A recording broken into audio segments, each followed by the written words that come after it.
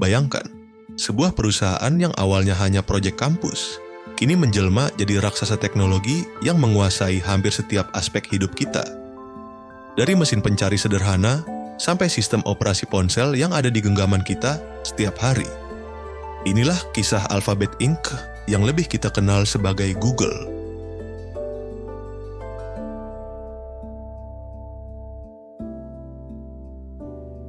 Alphabet Inc. resmi berdiri tahun 2015.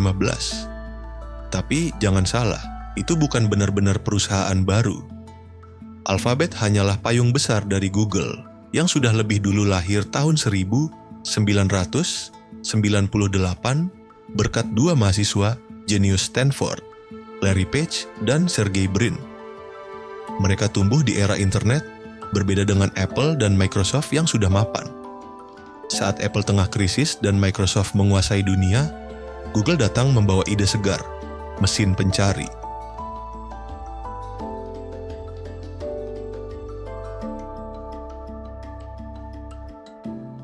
Google bukanlah mesin pencari pertama, tapi mereka punya sesuatu yang tak dimiliki pesaing.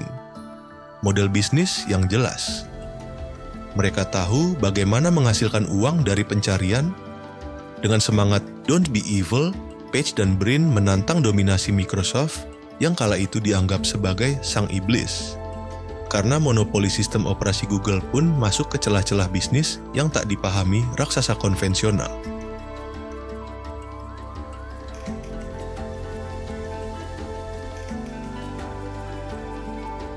Google Docs, Spreadsheet, Android, Google Maps, semua diberikan gratis.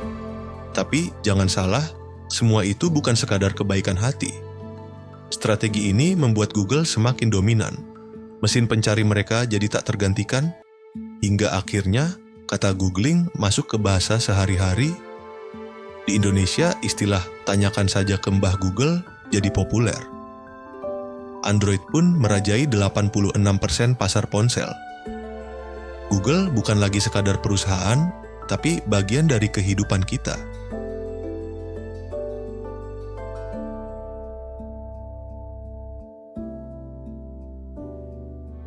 Tahun 2015, Google berganti nama menjadi Alphabet Inc.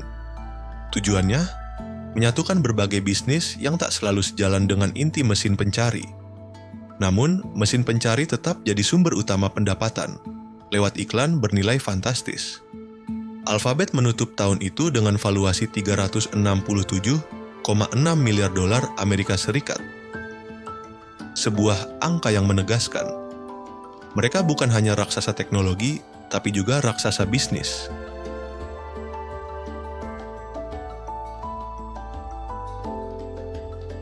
Alphabet atau Google adalah bukti bahwa ide sederhana bisa mengubah dunia.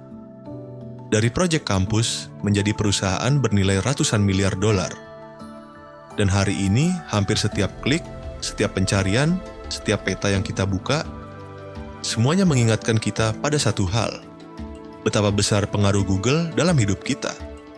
Pertanyaannya, sejauh mana mereka akan terus menguasai masa depan kita?